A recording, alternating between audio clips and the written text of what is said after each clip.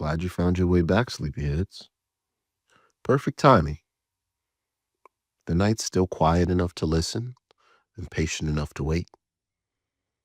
Before Silas steps into the cobblestones, a brief word from the voice behind the clock. You know, the one who sets these walks in motion and lets them linger. Tonight, we return to Dublin on the eve of St. Patrick's Day, 1349.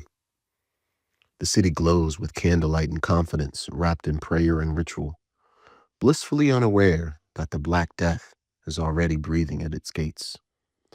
Bells will ring tomorrow, faith will rise, but for now, the streets rest, heavy with belief, warm breath, and borrowed time. This is how history prefers to be heard. It's not shouted, it's not announced, but whispered through stone, mist, and footsteps. If you find comfort wandering the calm just before the world changes, settle in. Join the sleepy circle. Let's begin. Chapter 1. Threshold of Smoke and Silence.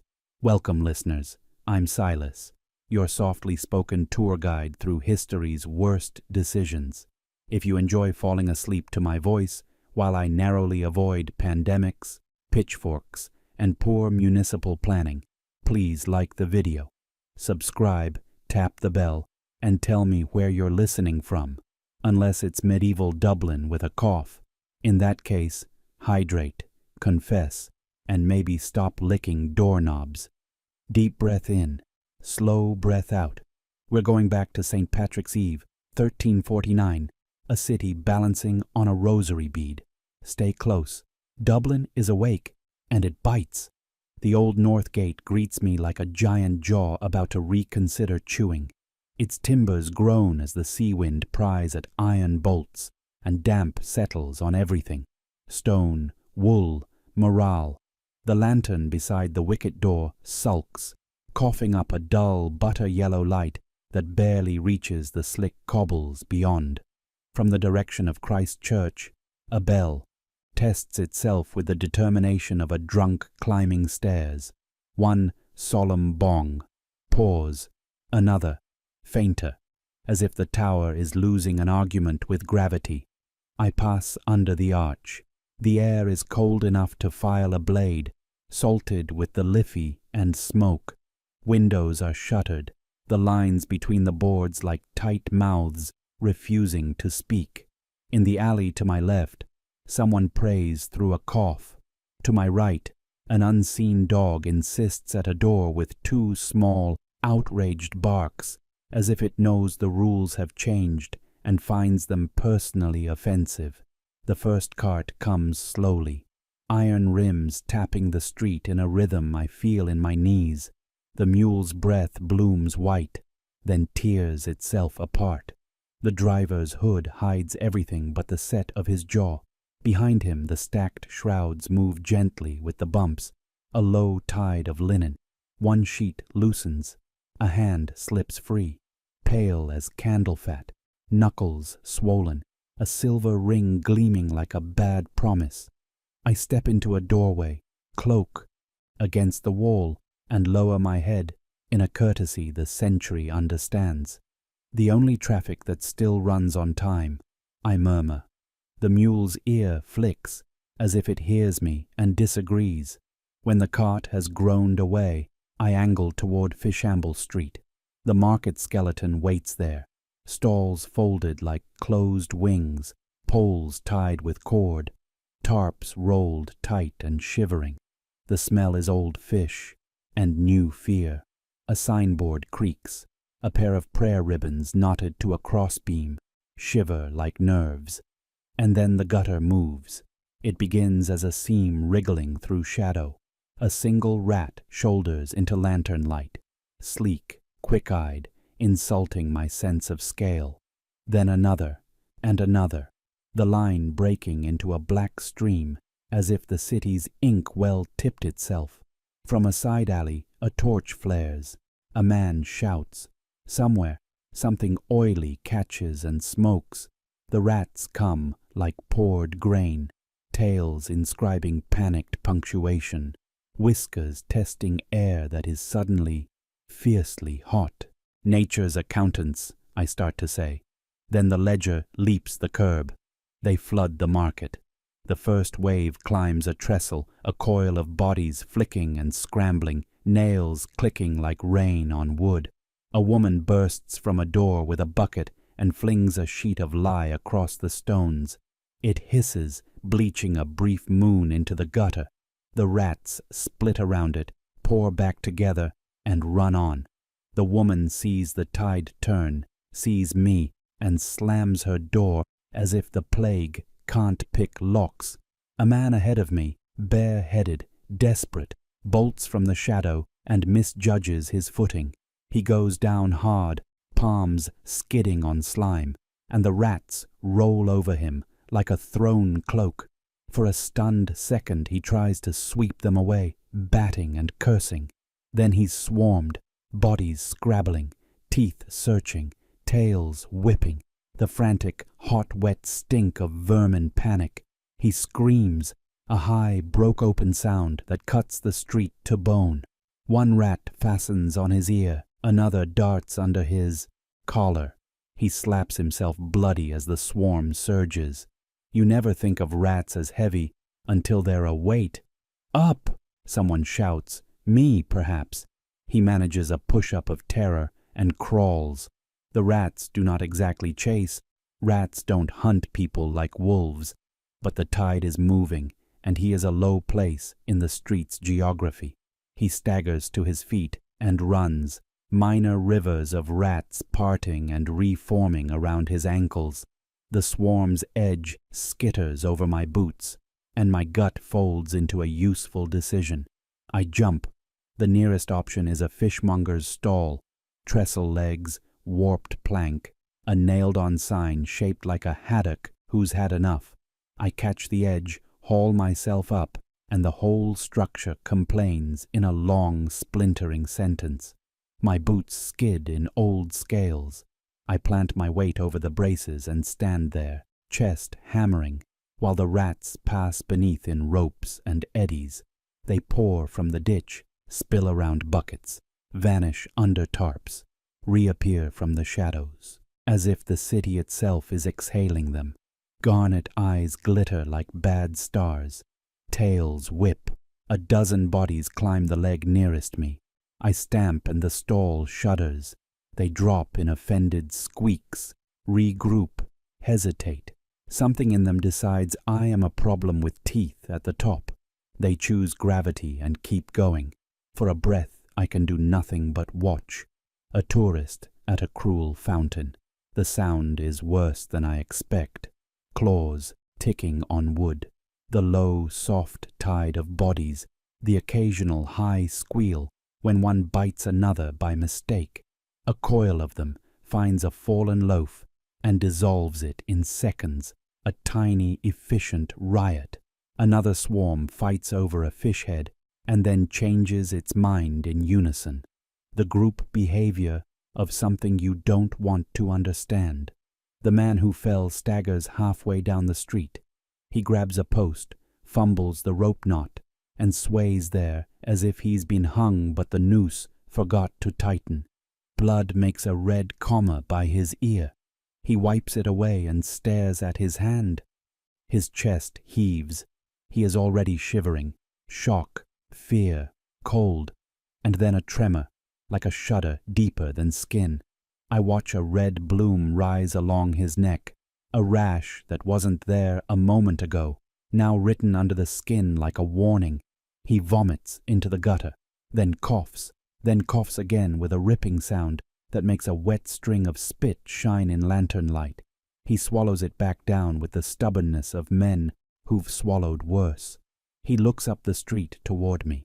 We meet eyes, his stung with pain, mine with the terrible courtesy of the living. He tries to grin and manages half a grimace. "Bless," he begins, and breaks off on another cough, whole body bowing. A swell rises under his jaw, a marble under wax, the first bubo stuttering toward existence. It is too soon, and exactly on time. Fleas didn't ask for permission. They don't require narrative pacing. They carry their tiny knives and their meanings and do arithmetic in blood. The rats thin. They've found the lanes and drains they wanted. They slide back into the city, like thought into a sleepless mind. I climb down, legs wooden, and the stall sighs in relief. The air smells scorched where the torch boys have burned the ditch, and somewhere behind the next row of stalls, a man is swearing steady and heartfelt at a God who has the grace not to answer.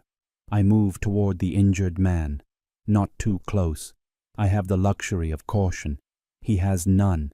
He's sitting now, head against the post, hands loose in his lap, as if his arms have been reprimanded. His skin shines with a fever sheen. His breath rasps like a saw that's seen too much hard wood. At the angle of his jaw, the swelling has blossomed into a dark, tender fruit. Another knot is rising in his armpit, straining the seam of his tunic. He presses a hand against it and moans. The sound is not loud, but it changes the shape of the street. "Help," he says. To me, to anyone, to the bell, to the mule that will come later with its practiced sorrow. No door opens. A shutter moves a finger and stops. I stand 6 paces away and kneel, placing my palm flat to the cobble between us, as if the stone can conduct whatever small mercy I have left. "I'm here," I tell him, and it isn't nothing. It just isn't enough. He nods once, eyes slipping past me to some kinder arithmetic. He touches his neck, winces. "Fast," he whispers, surprised at the speed of his own unmaking. High fever already licks his cheeks, a wine glow without joy. His teeth chatter, his shoulders shake, his breath goes shallow. He glances at the ditch as if rats could return like weather, then laughs a fragile, cracked laugh at his own fear. It ends in a cough that draws a smear of blood to his lip. From up the hill, the corpse cart returns, the mule working, the lantern with its cracked lens splitting light into mean little shards. The driver sees the man and sets his jaw, a compassionate grimness settling in. We are all very brave with other people's dying. "Back," the driver warns me out of habit rather than cruelty. I rise, give the man one last piece of my gaze, and step aside. He finds my eyes again. Something in his expression softens. A goodbye he doesn't have to earn. "Patrick, keep," he breathes, and then the cart's shadow falls across us. I turn away, not out of cowardice, but to keep my feet under me. The market exhales. A door opens to dump lie and closes before gratitude can be attempted. Far off, a group of flagellants begin their thudding music, leather on skin, penance in 4 time. The city listens, unimpressed, and secretly grateful for any rhythm that isn't coughing. I walk because that's what I know how to do. The wind shifts and brings the river, a cold tongue laid along the street. From a window, a woman's voice rises into a prayer so old it could be the city's first lullaby. Above me, the moon shoulder checks the clouds and makes the puddles into dull coins. My heart slows by degrees, lining up again with the bells. I feel my pulse in my palms, my throat, the seam of my left boot. I am suddenly, ferociously glad to be alive, not in a fireworks way, but in the way a lung is glad for air that hurts going in. I pass the cross set at the crossroads, its wood slick with fog and palms. Someone has tied a scrap of green cloth to it, in hopeful defiance of the year. A crust of bread sits at its base, hard as piety. I touch the wood and murmur a bargain both cheeky and sincere. "I'll remember him. You handle the rest." The market grows quiet again, shocked into stillness by its own theatre. The rats have returned to their arithmetic. The ditch steams. The mule clops. The gates mutter in their sleep. Fishamble Street resumes its posture of waiting half prayer, half plague report. Happy St. Patrick's Eve, I say, and the fog finally allows itself a humorless smile. We'll keep moving. The river's breath is in my face, and the bells are counting. Somewhere ahead, a door stands open to legend and penance, and somewhere behind, a man meets his ledger's last line. Tonight, miracles are poor and math is rich. I place one foot, then the other, on stone, remembering how many feet it has known, and I carry on. For me, for him, for the tiny democracy of breathing that still votes in my chest. Chapter 2. The Faith of the Fevered. The bell at Christ Church doesn't ring anymore. It bleeds. Each toll sounds slower, wetter, like it's dragging something unseen up from the river below. The night hums with it, low and mournful, vibrating through the soaked earth of the churchyard. Rain hisses against the cobbles. Candlelight shivers in puddles, turning saints into silhouettes and shadows into witnesses.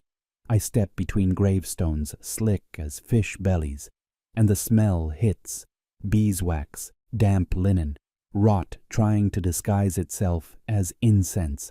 The air is thick enough to chew. The candles are trembling in their sconces, their little golden spines bending under the wind's breath. Someone whispers a prayer too fast, tripping over the words as though haste might buy mercy. Then I hear it. Not singing. Not really. More like pain discovering rhythm. From the far side of the yard they come. A procession, slow and crawling, lit by torches that burn the color of old teeth. The flagellants, 40, maybe 50 of them, moving like a single bruised animal, bare backs striped crimson, ropes biting their waists. Each lash falls with the metronome precision of desperation. Crack, gasp, crack, sob, crack, prayer. The sound cuts through the rain like it's sawing through bone. The smell, copper, sweat, candle soot, turns the stomach. Blood spatters the stones, dapples the carved names of men who'd already done their dying honestly. I freeze beside the tomb of a bishop whose marble hand still reaches heavenward, and watch faith try to drown itself for attention. One man in front drags a heavy cross, the wood leaving a dark snail trail across the mud. Another mutters Latin between clenched teeth, voice cracking every few syllables, as the whip finds him again. His back glistens like a butcher's counter. A boy behind him, barely old enough to grow a beard, hesitates. His whip dangles. He looks up, eyes too bright, mouth trembling on something that wants to be doubt. The man ahead turns and slaps him hard across the face. The boy raises his lash and brings it down. The sound that follows isn't prayer, it's surrender. Faith marches on. I whisper, my breath ghosting in the wet air.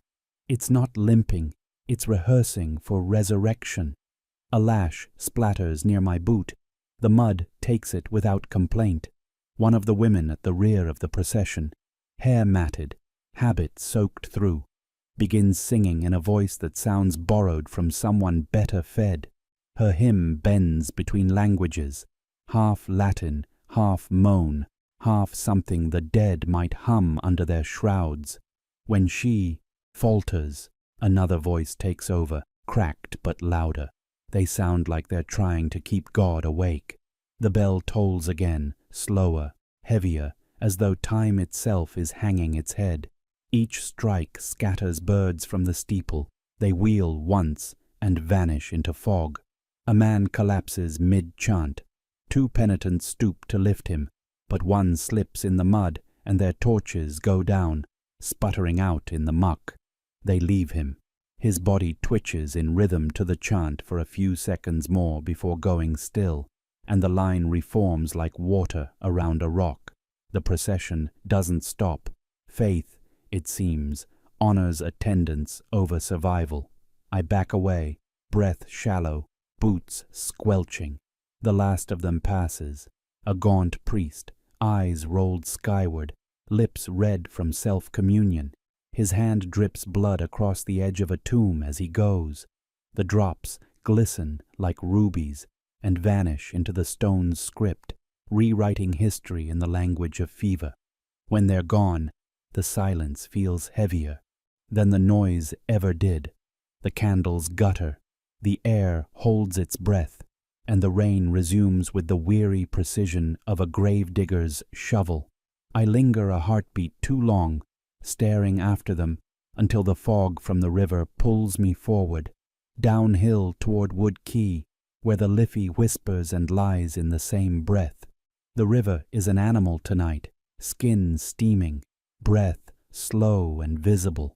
Fog spills across the quay, thick as milk, turning torches into bleeding stars. The stones underfoot are slick with moss and superstition. Somewhere to my left, a priest's voice pleads for calm.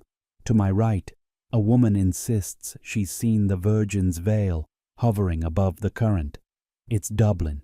Miracles are a cottage industry. At the edge of the quay, a crowd has gathered, faces pale and greedy for hope. A novice, barely more than a child, rushes to the embankment, flinging his arms wide. "He's here," he cries, voice cracking on the word. "Patrick blesses us." The crowd falls, to its knees so fast it sounds like thunder. A sea of bent spines, candle halos, shivering lips. Someone begins to weep. Another starts laughing, the kind of laughter that's one cracked note away from screaming. The river glows faintly beneath the fog. A flicker, a shimmer, a pulse. I edge closer. The water's skin ripples with reflected fire. The light grows brighter, swelling under the mist like a lung. A woman gasps, "He's walking on it," and people crawl forward on hands and knees, their faces fever shiny. Someone shouts that they can feel the saint's blessing on their skin. Someone else faints from the effort of believing. I crouch, my knees popping like old hinges, and peer into the water. The glow trembles again, caught between the pilings. Then I see it. A fallen torch wedged at the base of the quay, its pitch bubbling, the fire licking through the surface in greedy bursts. The miracle hisses, spitting steam that rolls over the crowd's faces like ghostly fingers. I sigh. Even the saints know how to work good lighting, I murmur. The novice hears me. His smile flickers. His eyes dart to the pilings. He sees it. The torch, the lie, the soft hiss of truth. For a moment shame battles faith across his face, and faith, as usual, cheats. He raises his hands. "A sign," he calls. "Blessed be his light, however it reaches us." The crowd sighs again, relieved to keep their miracle. They whisper thanks and rise one by one, faces washed clean with holy exhaustion. Some touch the river and smear the water across their brows. The novice watches me, his lips pressed together in a line that could be courage or despair. The torch finally sputters out. Steam rises like incense. The light dies, but the prayers do not. Dublin breathes again, wet, trembling, a body of faith too fevered to rest. I turn from the quay, the fog closing behind me like a curtain. The river keeps whispering lies too kind to interrupt, and the bells above toll once more, slow, tired, and certain as sin. Chapter 3. Fire and Folly. Smithfield Market looks like someone tried to set fire to the concept of moderation. The bonfire at its center roars high enough to make the moon look nervous. Sparks pour into the night like drunken angels, and the air tastes of ale, wood smoke, and bravado. Every plank of the pyre is stolen from somewhere. Market stalls, fences, maybe an unpopular landlord's door, and the flames eat them all impartially. The crowd has that special kind of madness that lives halfway between faith and festival. Men shout hymns they only half remember. Women toss sprigs of heather into the blaze for luck, and then cross themselves to hedge bets. The heat hits in waves, punching sweat through wool and linen alike. The smoke rolls thick and oily, blotting out stars and scents in equal measure. Then the wind changes. A long finger of fire peels from the top of the bonfire, caught in a sudden gust. It arcs, graceful as sin, and lands squarely on the roof of a nearby alehouse. For one stunned heartbeat, the thatch glows gold, beautiful and harmless. Then it exhales smoke and bursts into life. The crowd gasps, a collective, "Oh no, too late to be useful." Someone shouts for water. Someone else shouts for another log. A few start cheering, because nothing says spiritual victory like a city burning down one street at a time. I mutter, Dublin's two coping mechanisms, beer and denial. The bucket brigade is born in chaos. Men form a crooked line from the well to the fire, each throwing more water on himself than the roof. A woman rips her shawl off and beats at the flames, eyes wild, coughing through laughter that sounds dangerously close to panic. The air fills with flying embers, tiny comets that land in hair and sleeves and prayers. A boy clambers up a market cart with a wet sack and starts swatting at the burning thatch. His courage is a terrible, wonderful thing. He vanishes into smoke. The crowd groans as one. I don't think. I'm already running. My boots slip in the ash, heat clawing my lungs. I jump onto the cart, grab the boy's tunic, and drag him backward just as a beam above gives out with a sound like a scream. He's coughing black smoke, eyes wide, trying to be brave and failing spectacularly. Two sailors rush in behind me, a second slower. I hand the boy off to them. His mother's somewhere in the crowd, shrieking his name like it's a prayer she refuses to have ignored. The sailors haul him clear, and I stumble down after, the world bright and stinging. The thatch collapses inward, flame and smoke twisting together in a violent waltz. The heat shoves the crowd back. People scream orders, prayers, advice, sometimes all at once. Someone throws a whole bucket of ale at the fire. It explodes into a taller, drunker flame. The woman who did it gasps, then starts laughing hysterically, and somehow that breaks the tension. Laughter spreads, manic and contagious. And then, of course, the fiddler starts playing. He stands on a barrel, hair damp with sweat, bow flashing like lightning as he rips into a reel too fast for sanity. For one disbelieving moment, everyone freezes. Then feet start stamping. Someone claps in rhythm.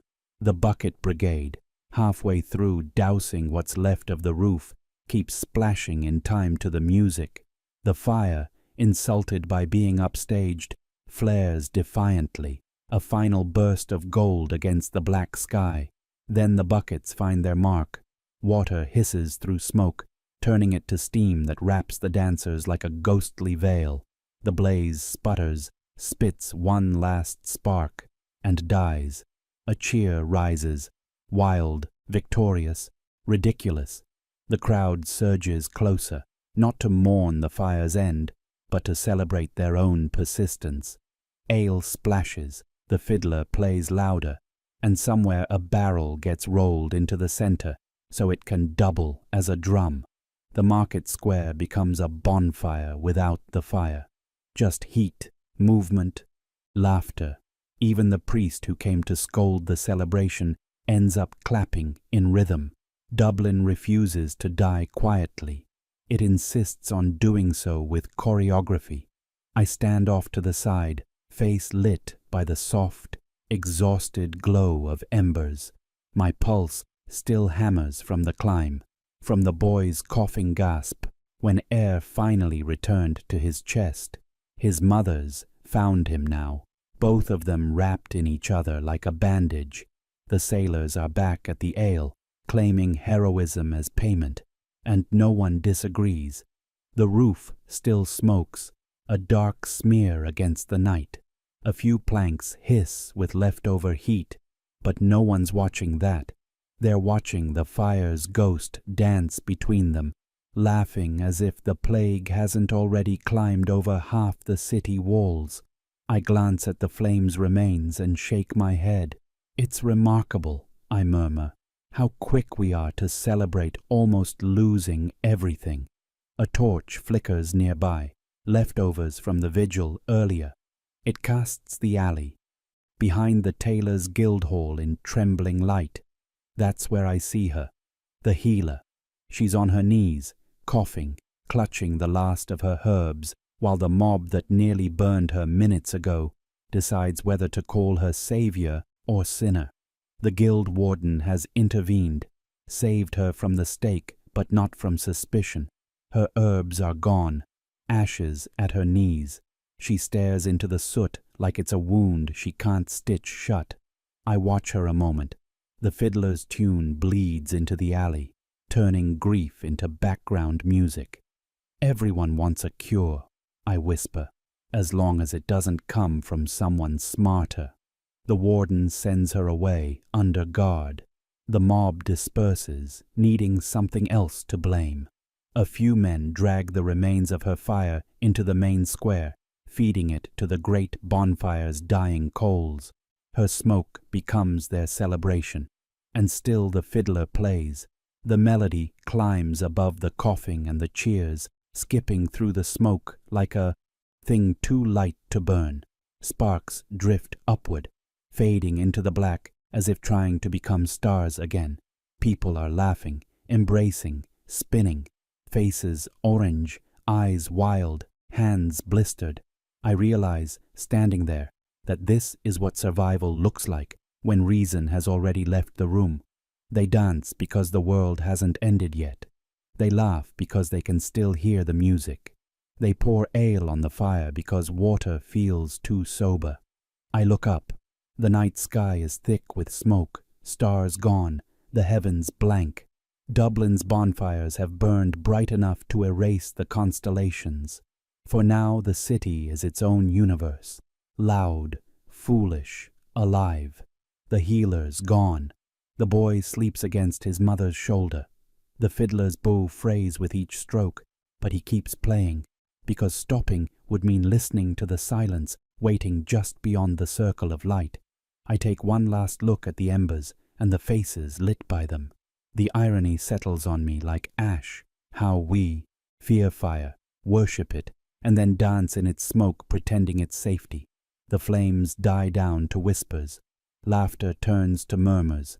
Dublin breathes again, tired, singed, and still stubbornly, miraculously alive. Chapter 4. The Crown and the Curse. Rain has a way of polishing menace. Dublin Castle gleams like a wet fist, each stone slicked to a shine under a sky the color of a bruised apple. The yard smells of horse, lamp oil, and the kind of authority that forgets to be gentle. Banners hang like drowned things, their colors leaking into the air. Soldiers cluster under the eaves with the skittish energy of dogs before a storm. Boots tapping, hands restless on hilts, eyes pretending they aren't counting doors. A captain strides the length of the yard as if the ground owes him back rent. He's young enough for zeal and old enough for regret, and his feathered cap droops under the rain like optimism after a long sermon. He barks a correction at a pikeman who's already standing straight. The man grows somehow straighter, as if volunteering his spine to appease God and payroll in one gesture.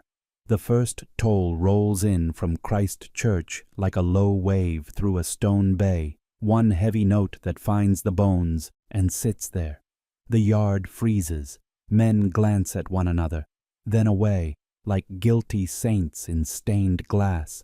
The second toll staggers in after it, slower, as though the bell has woken from a bad dream and refuses to be hurried. "Who ordered that?" the captain snaps, as if he could court-martial a sound. A sergeant shrugs with his eyebrows. "No monk at the rope, sir.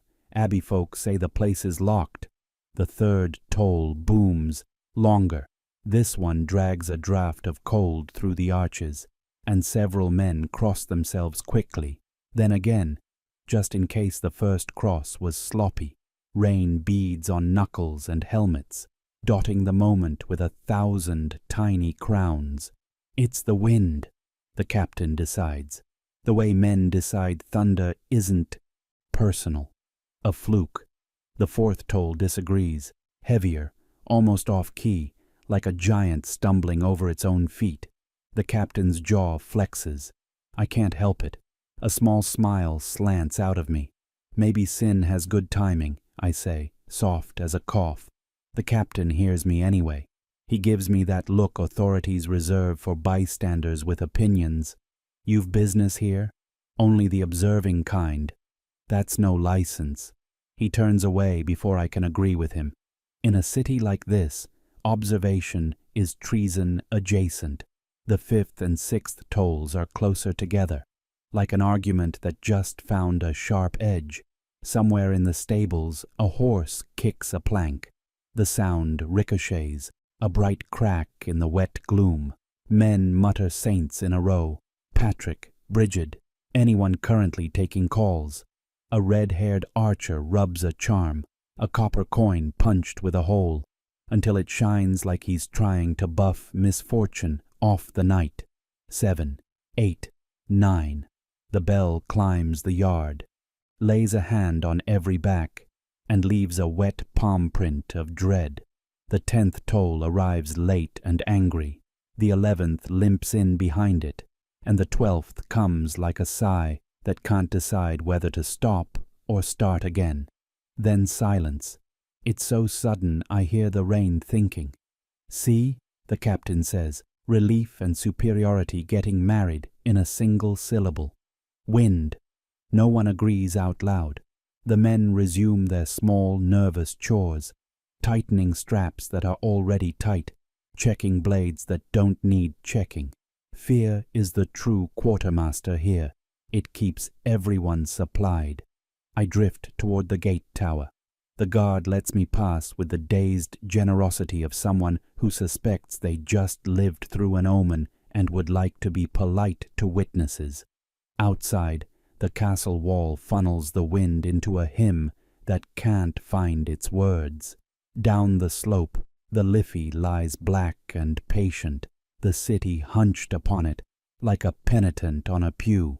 By the time I reach the bridge of sighs, the torches along the parapet are tired but game, their flames leaning away from the rain, their smoke rising in coiling snakes that taste of tar and burnt luck. The river below is a long, dark exhale, broken where the current shoulders pilings and mutters about it. Somewhere upstream, char from the bonfires paints the surface in streaks. The water carries Dublin's burnt prayers like a reluctant messenger. I rest my gloved hands on the cold stone and peer down. That's when I see it. No trick of peripheral vision, no accident of reflected ember. A low, foxfire green stirs beneath the surface, a breath more than a light. It pulses once, very faint, twice, a shade stronger, 3 times, and the color thickens, a bruise blooming in water. A couple huddles at the far end of the bridge, clutching one another with frayed determination. The woman whispers, "Patrick's hand." The man says nothing, but his knuckles whiten around hers. A pilgrim drops to his knees, face lifted, to a sky that isn't accepting visitors, and begins a prayer at the speed of panic.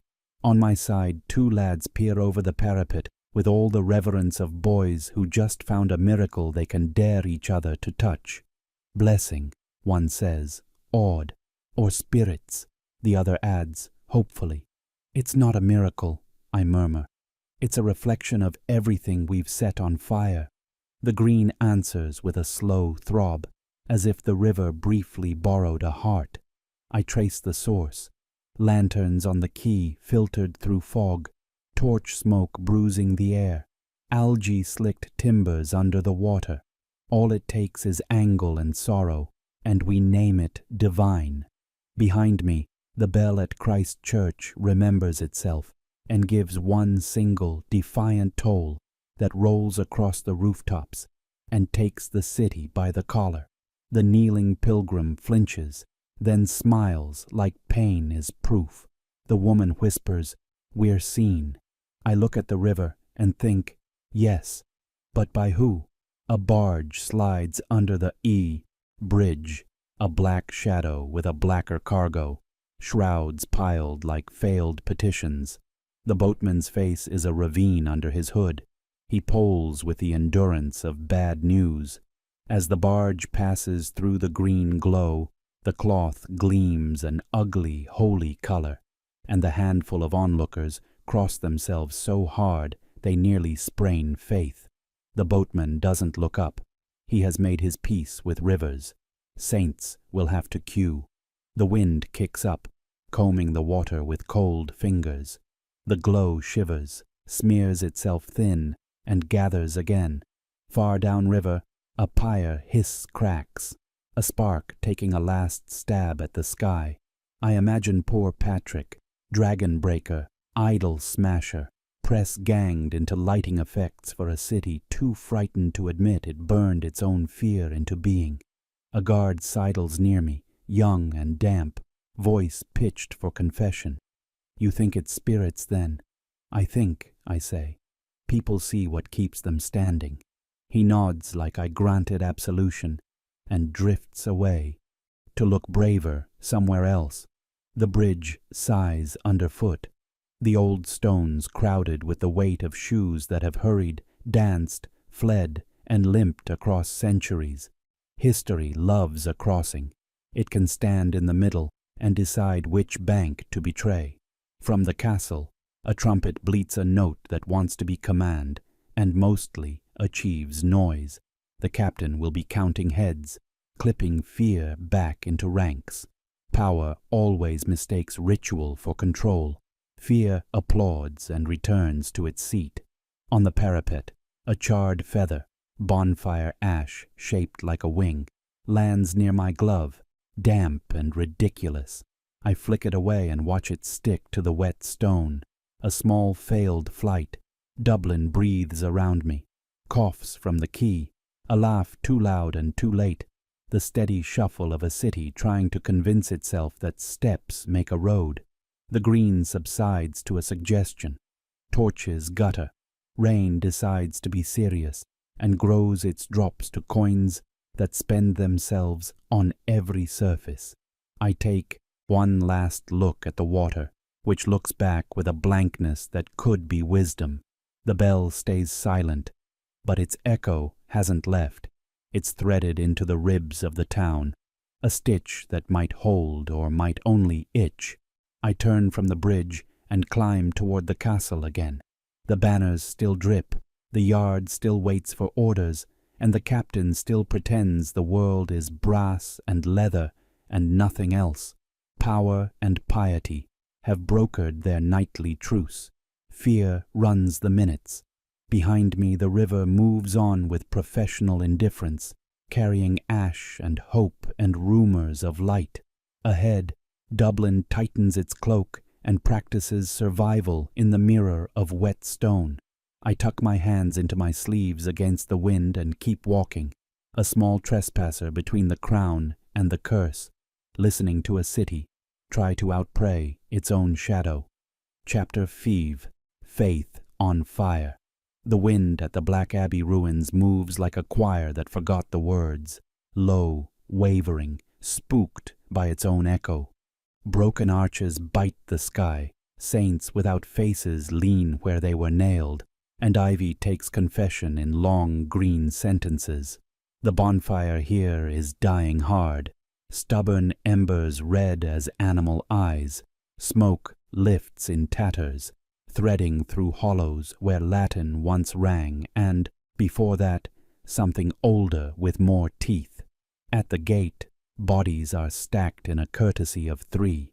Linen shrouds cling to the shape of knees, ribs, hands that won't unclench. Death is a great organizer. It's the living who fumble the filing. A figure crouches over the nearest bundle, knife a thin flash, the small sound of a ring refusing to be fingered free is obscene in the quiet. Rub of metal against swollen knuckle, wet tug, whisper of apology that is not for the dead. The thief glances up, and moonlight remembers how to be generous. He's nobody specific. 30 summers and too many winters, mouth pressed thin with shame he can't afford. He wrenches once more. The ring slips and drops into his palm, bright and stupid. For candles, he blurts, to light their way, I swear it. He holds the ring up like a sacrament no priest would bless. The wind licks the embers and they answer with a sigh that sounds suspiciously like laughter. I nod. The economy of salvation, one trinket at a time. His shoulders loosen by a hair. They said, Father Nolan said, the light matters. He gestures at the lump of the dead. His knife wobbles, his voice doesn't. No coin left in the parish box. Streets need fire. God needs candles. And my children need bread that pretends to be bread.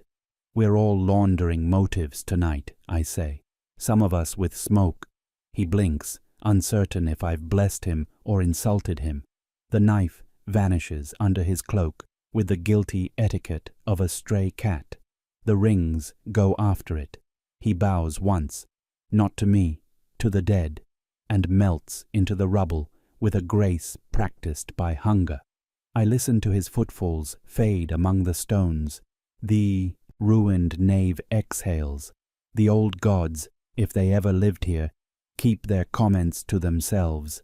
I step through the ribs of a wall, and the wind becomes a hand on the back, urging me along the shadowed path toward Weaver's Alley. Dublin is a labyrinth of alleys that decide your fate based on how much you want to keep your skin. This one chooses chaos. The fiddles reach me first, thin threads at the edge of hearing, then sharp as flint, then a full, ragged shriek that climbs onto the night and rides it.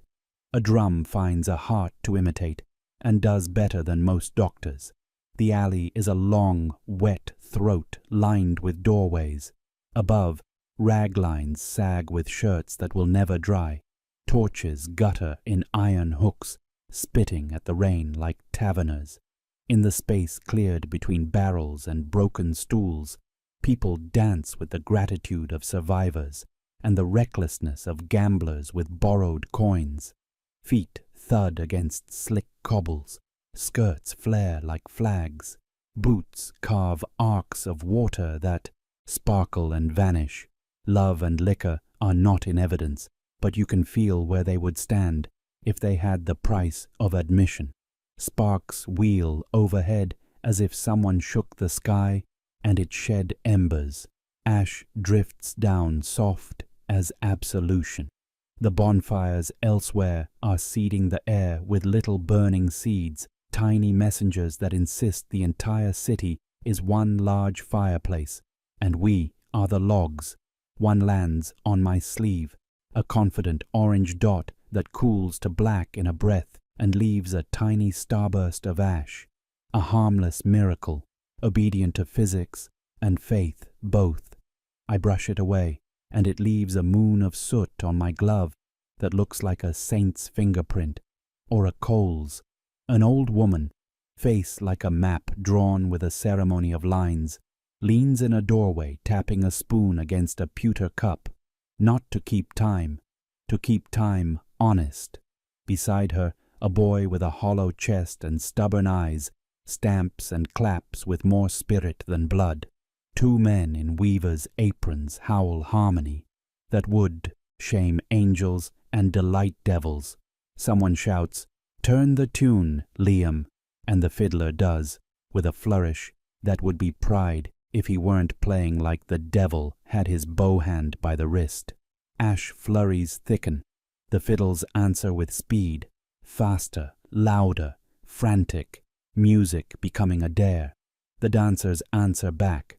A girl whose hair has decided to live one glorious night more spins until her shawl becomes a storm, then lurches laughing into the arms of a widow who hasn't laughed in weeks. The drum changes something in the human spine. People bob as if yanked by one long, invisible cord. Faith and madness, I murmur, watching the two plait themselves tighter than the weaver's warp. And neither will let go first. At the top of the alley, a man staggers out of darkness like a sentence that forgot its subject. Coat ripped, breath on fire, eyes reflecting too much. He turns a circle, sees the dance, and begins to cry without stopping moving. A woman pulls him into the line, and the crying becomes a kind of singing that doesn't need words. The fiddler smiles without teeth and saws harder, and the bow hair begins to fray until white strands cling to the strings like winter grass. A spark, bigger than its brothers, drifts down from a roofline and lands in a pile of straw by a shuttered door. It smolders with intent. A man notices, hesitates, glances at the circle, and then, with the dramatist's sense of timing that God denies most bishops, he kicks the straw flat, slaps the ember out, and re-enters the dance without losing the beat. The alley rewards him with a cheer that lifts the rain an inch off the cobbles. I laugh, because the human animal is ridiculous and magnificent and doomed and very occasionally efficient. From the corner of my eye, I catch a shape sliding where there isn't room for sliding. The moonlit thief, maybe, or another one. Weaver's alley breeds duplications. He disappears into the crowd, reappears near a window, and leaves with a loaf that might be a loaf. I could shout. I don't. Stealing tonight is what passes for redistribution. Tomorrow it will go back to being a crime. The law takes evenings off. Hunger never does. A girl stumbles near me, slipping on a cobble glossed with oil and rain. I catch her elbow and right her. Careful, I say. She grins at me with a mouth too few teeth for her age. You careful, she says back, and plunges toward the fiddler as if the music owes her money. Above us, the wind shifts, east to north, and unspools a new ribbon of ash, finer than before, almost luminous. For a heartbeat it looks like meteors falling in miniature, a spiritual echo of the green shimmer over the river, of the bell's insistence, of every sign we've been naming to keep terror on a leash. The alley goes half quiet as heads tip back to watch the ash dance with the rain. Then Liam snaps the tune like a whip, and the spell breaks into applause and stomps. I move along the wall, past a shutter, painted the color of hope left in a bucket too long. In a doorway, a priest with his collar crooked sips from a mug and nods. Time, blessing and backbeat, a pagan charm, rowan and ribbon, hangs from the lintel above him, and he doesn't take it down. He pats it as people pass. Dublin has decided doctrine can sleep on the sofa tonight. The ruins' embers behind us fade to a dull red blush. On my sleeve, the ash star I brushed away has left a smudge that looks like a map to somewhere no one survives. I rub it clean and leave a grey thumbprint on the stone. The alley breathes, wide, quick, certain it is alive because the floor shakes and the air vibrates, and the body forgets for a few minutes that fever is making its own plans. When the tune ends, it ends like a cliff, sudden, sharp. For a second the silence is younger than the night. Then everyone laughs at the same time, because the alternative is crying and Dublin has decided to ration tears. Someone calls for the saints' reel, another for a lament, another for water. The fiddle chooses joy again, because funerals are already overbooked. I step back toward the mouth of the alley. The wind returns to its muttering. Sparks float and die. Ash settles in hair and lashes and beards, giving everyone the temporary dignity of age. Behind me, the thief vanishes into the city carrying 2 rings and an argument with God. Ahead, the bridge waits, and beyond it the dark river practices its long memory. Pagan and Christian, mourning and joy, the night has married them without asking. Dublin dances in the smoke of its own prayers and pretends the rhythm can turn a plague aside. I watch and let the music drum a steadier pulse in my ribs. It won't save us, but for the space of a tune, it teaches the body how to be brave. Chapter 6. The Vigil of Fire and Faith. Pilgrims move like shadows with knees. Bare feet sink in the slurry around St. Patrick's Well, toes whitening in the cold, ankles ringed with mud that looks too much like bruises. Someone has braided rushes into a shaky halo and set a tallow stub inside. The wind keeps threatening to convert it back into darkness. Water takes the candle's quiver and turns it into a trembling coin on the surface, a currency the desperate will always try to spend. They dip hands, faces, rosaries, lips touch water and shiver. A woman whispers a child's name into her cupped palms and lets it pour back, as if the well can learn a new word. A man presses a scabbed finger to the stone curb and leaves a rust-red print like a signature on a contract he didn't read. The smell is iron and rain and a hard undertone of smoke from the pyres. Incense's graceless cousin, doing the same job with fewer manners. I kneel and let the water kiss my glove. It's colder than reason. For a moment I imagine it wringing the fever out of the air, tiny white threads pulled from the city's lungs. The thought is ridiculous and necessary. Behind me, someone coughs, the way ropes strain on a gallows. Another pilgrim recites a pater noster at a speed that suggests he's learned prayer, the way you learn to bail a sinking boat, faster than you thought possible. A girl no taller than the bucket crane's knee offers me a sprig of something crushed and bitter.